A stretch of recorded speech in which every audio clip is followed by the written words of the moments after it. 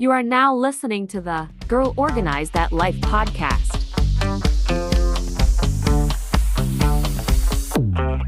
Coach L3. Hi, welcome to the Girl Organize That Life podcast, where I am your host, Leslie Latimore-Lorfils, affectionately known as Coach L3.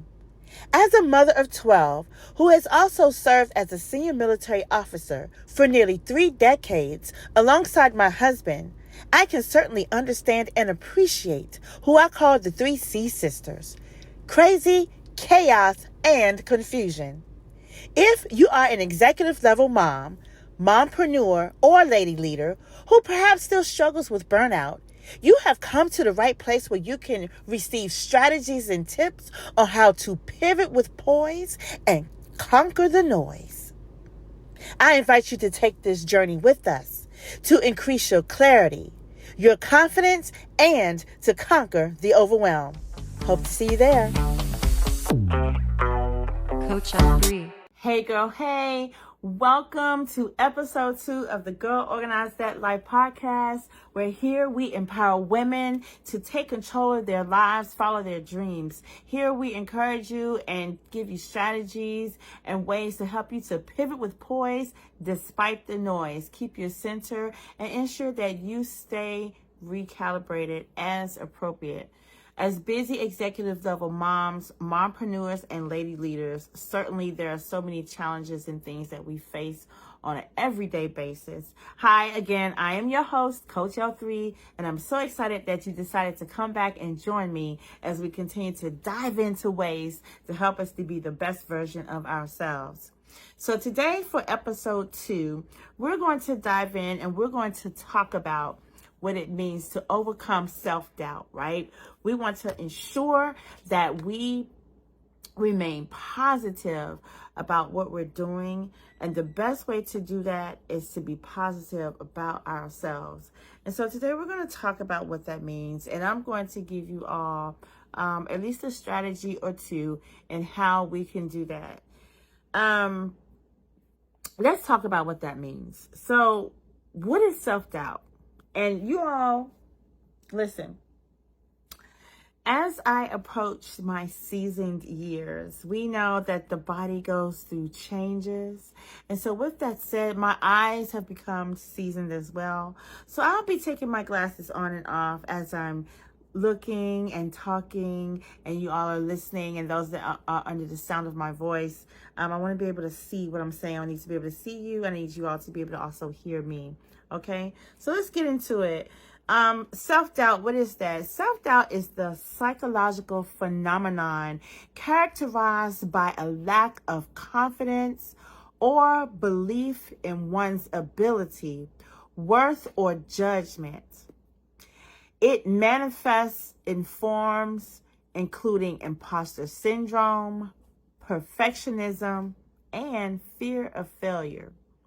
Now listen, I will tell you, though we are in episode 2, it may be a part 1 and part 2 of this. Because the goal of this podcast is to be brief, be brilliant, and be gone. We want to be able to give you nuggets that's going to be impactful, give you things that you can leave with, but we want to be mindful of people's time, and that we're always on information overload, right? And so if we have to, we will break this up in parts 1 and 2. But we'll see as we go along with this episode. So let's get into it. Imposter syndrome, and this is great. And we'll talk about, I even have a story that I'll share as well. But listen, what is imposter syndrome? Imposter syndrome refers to feelings of inadequacy, my goodness, or the belief that one's accomplishments are undeserved despite evidence of competence or success. Individuals experiencing imposter syndrome often fear being exposed as a fraud and attribute their achievements to luck or external factors rather than their own abilities. Let's just pause there for a moment and sit with that. How many of you have experienced imposter syndrome? I certainly have. Even to get here to have this podcast with you all because I kept feeling like I don't know if I have enough things to share with people. Are my own stories impactful enough?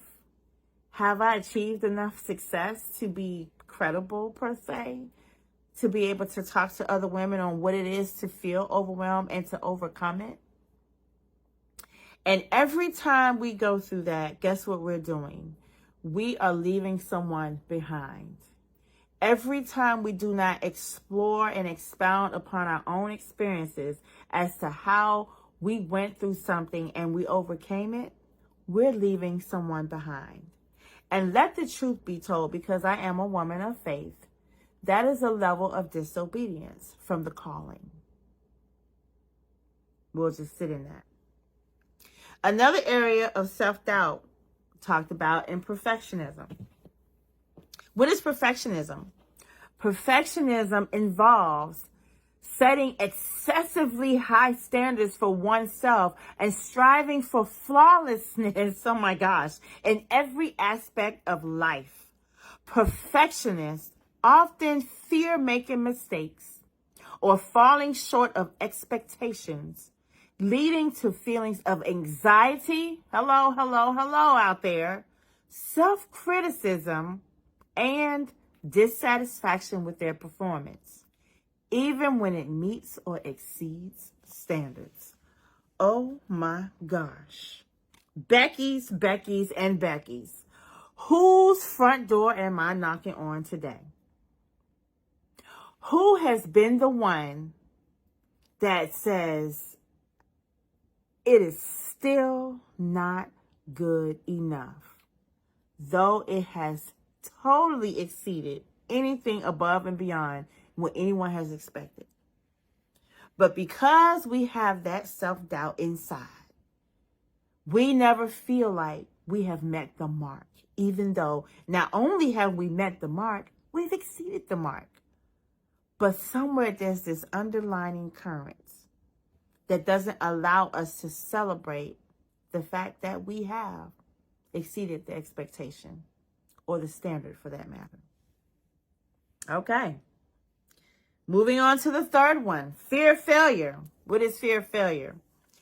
Fear of failure is the apprehension or aversion toward making mistakes, taking risks, or pursuing goals due to the perceived consequences of failure.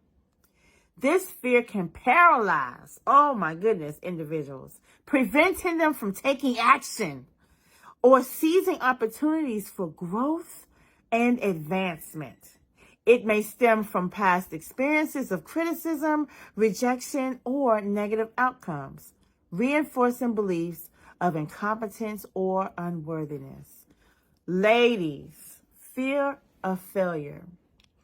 I think I was listening to, it was a segment, I think, on YouTube, and I believe it was Will Smith. And he talked about failing. Not only should we fail, but we should fail forward. And failure is really part of progress. It's in the failures where we're going to grow and where we're going to learn. There's no growth if there's no stretching.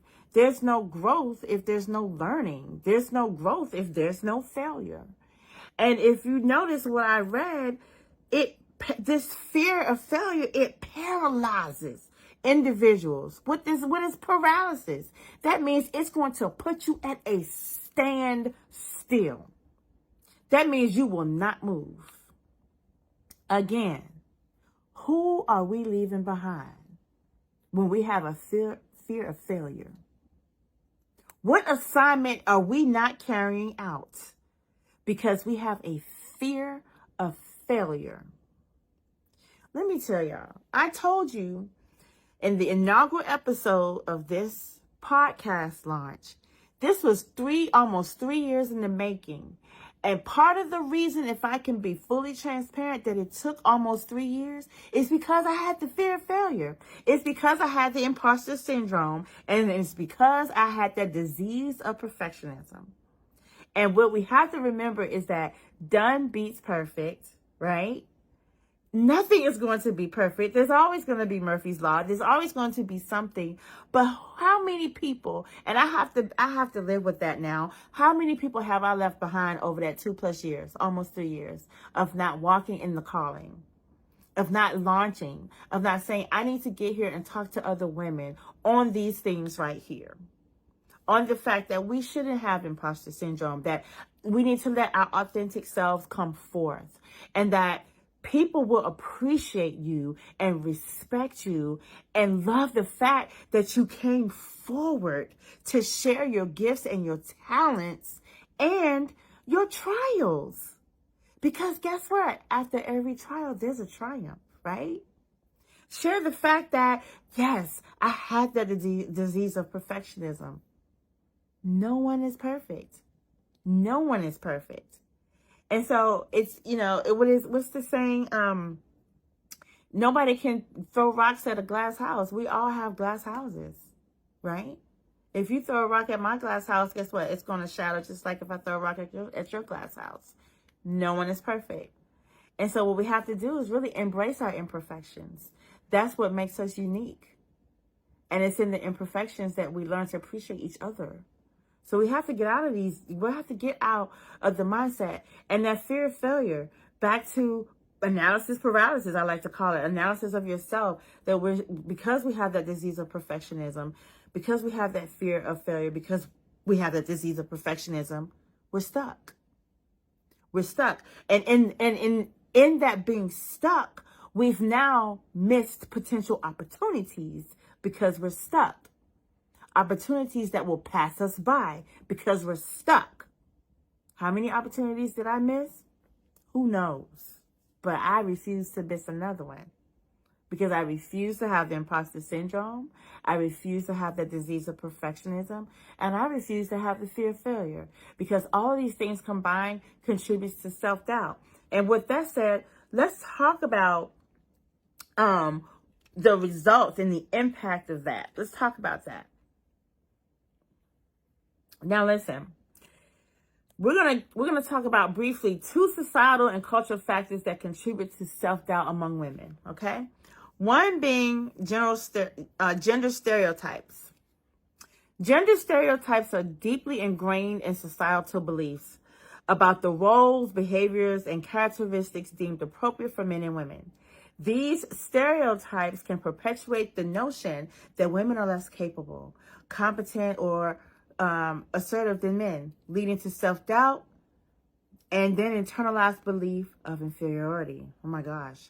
For example, stereotypes portraying women as nurturing caretakers or emotional beings may undermine their confidence in traditionally male-dominated fields such as STEM or leadership roles, or even the military, which I now still currently serve right now.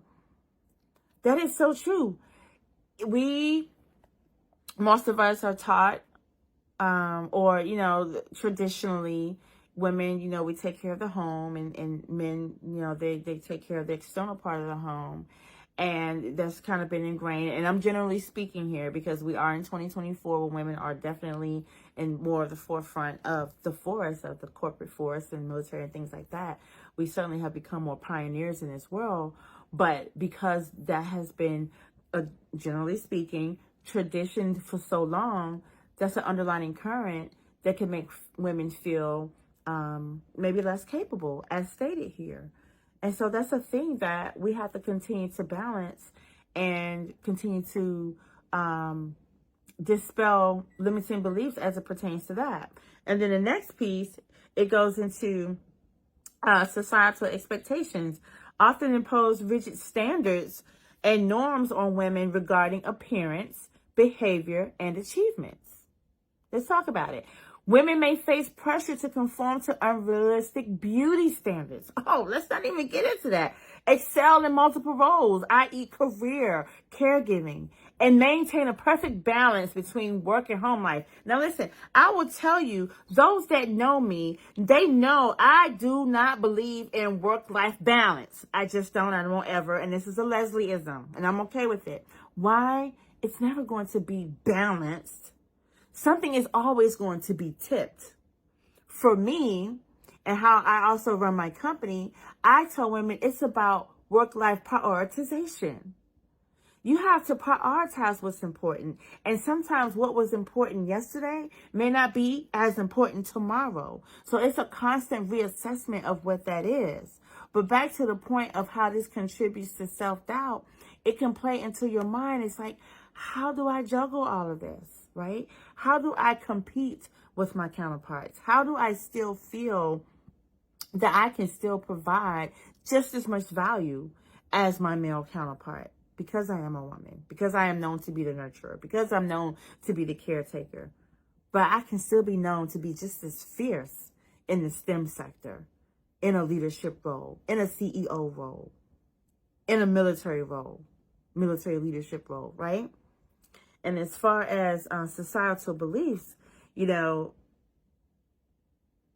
it can create a sense of inadequacy, a feeling of inadequacy. And those are the things as women, we have to make sure that we dispel that. We are constantly striving for approval. We are constantly contributing to self-doubt and feelings of inadequacy when we continue to dwell on these things. And listen, additionally, societal norms that prioritize male accomplishments and marginalize women's voices can erode confidence and reinforce self-doubt among women striving for recognition and validation. Yes or yes? Is this real or is this real? Right? And so these are things that we want to talk about and we want to bring forth. Now, just so you all know, this is the month of May 2024, which is Mental Health Awareness Month. And this is so fitting that we're talking about this. And the reason why certain topics, I wanted to lay the foundation for this podcast and things that we want to cover to help us as women. Now, let's talk about psychological impacts that self-doubt does have on mental health, okay? Let's talk about two. So with mental health, guess what? It increases stress. It increases anxiety, okay? It increases how we look at how we navigate high pressures of work, our environments, our leadership responsibility. We're constantly questioning our ability sometimes to make decisions. We may question how we're performing. Right? This can be a lot, right? Sometimes it may create a sense of urgency and overwhelm. This may all contribute to how we become in that space where we are now in a hamster cycle, or we're just feeling like we're scatterbrained and we just can't seem to get there. It's so much that feeds into it. Chronic stress, anxiety disorders, you just name it. These are some mental health challenges that may manifest, and then it may manifest into some physical challenges, okay? For example, headaches. How many of us get headaches? I do. Insomnia. You're wondering why. Why am I up? It's 2 o'clock in the morning. Hello. The kids are asleep. Why am I not asleep? You may impair your cognitive function, right? Your productivity and just your overall well-being. And that is not the goal. That is what we're trying to dispel here. And I'll give you a strategy or two even before we leave this podcast. That's something that you can implement time now to help you all with that. And then another thing, as far as the mental health space, relationships. This can contribute, self-doubt can contribute with difficulty establishing boundaries in relationships. You may struggle with maintaining healthy boundaries in your professional and personal relationships without you even realizing it sometimes, right? You may fear that asserting yourselves or setting limits on your time and energy, it may lead to overcommitment, may lead to burnout, even resentment, right? Additionally, self-doubt can undermine confidence in your interpersonal interactions. Who knew? And then all of this can make it challenging to assert opinions and delegate tasks. We've talked about this if you've been in my masterclass. We've talked about delegating tasks, that you do not have to be the one to do everything, right? Or address conflicts effectively. Oh man, it's so much that we can unpack, but we're only going to talk about, brief things. And then this can strain your relationships, even with your colleagues, your subordinates, your partners, hindering collaboration and mutual respect. So many things that self-doubt can lead to. Career advancement. Next subject. Imposter syndrome. We talked about that. Self-doubt, particularly in the form of imposter syndrome, can hinder your career advancement. Because you're thinking, you're walking around feeling like, I'm not for real. Right? And then it causes you to be stuck. Despite your accomplishments and qualifications, you lack self-confidence. And like, even as I'm saying it, even though as the words leave my mouth, I'm just like, wow, that is so wild. That's baffling. But these are things that happens. And guess what else it can lead to, ladies? Self-sabotage. Self-sabotage. Right? Because of that, now we are reluctant to pursue the thing. We're reluctant to pursue the promotion. We're reluctant to pursue the next step. We're reluctant to pursue the degree, the certification, the whatever the next step is.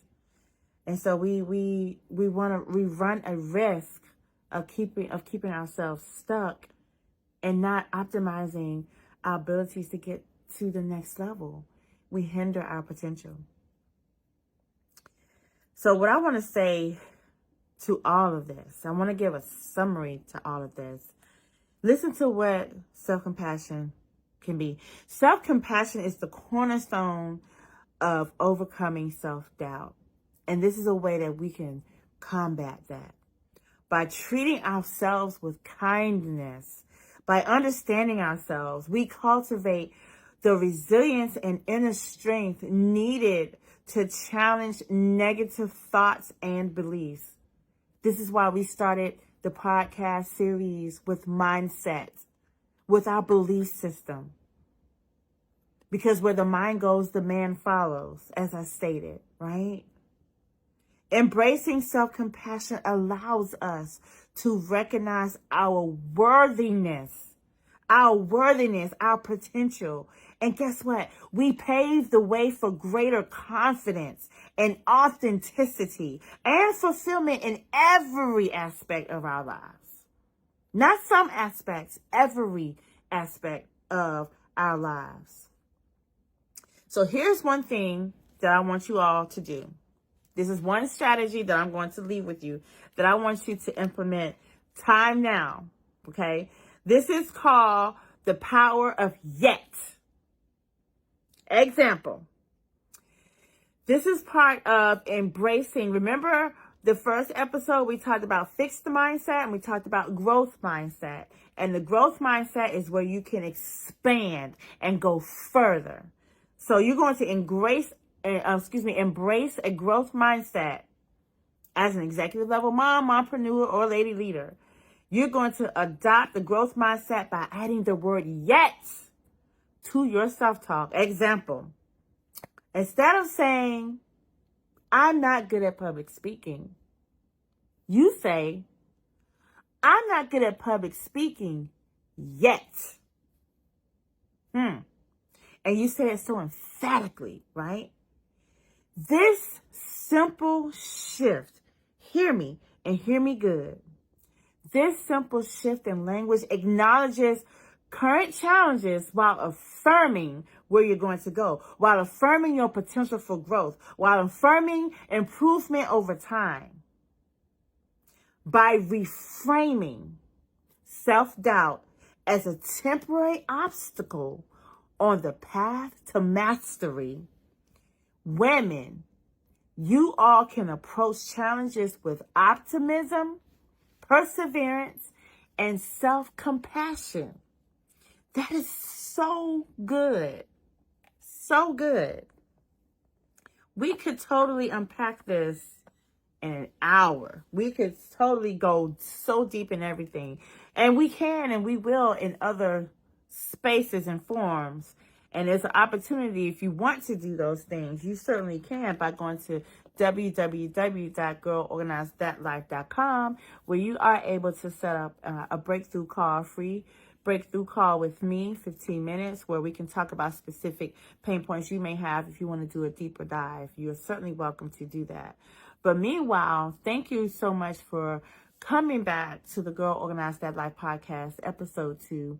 I look forward to continuing to dialogue with you in future episodes. And remember, you are the prize. You are amazing. You are all of that in a bag of chips. Yes, chips. Now, don't put the chips on the lips because they will go to the hips. Listen, we'll talk about health in a later segment. But for right now, remember, girl, pivot with poise despite the noise. That is all we have. So bye for now, and I'll see you on the next episode. Coach L3.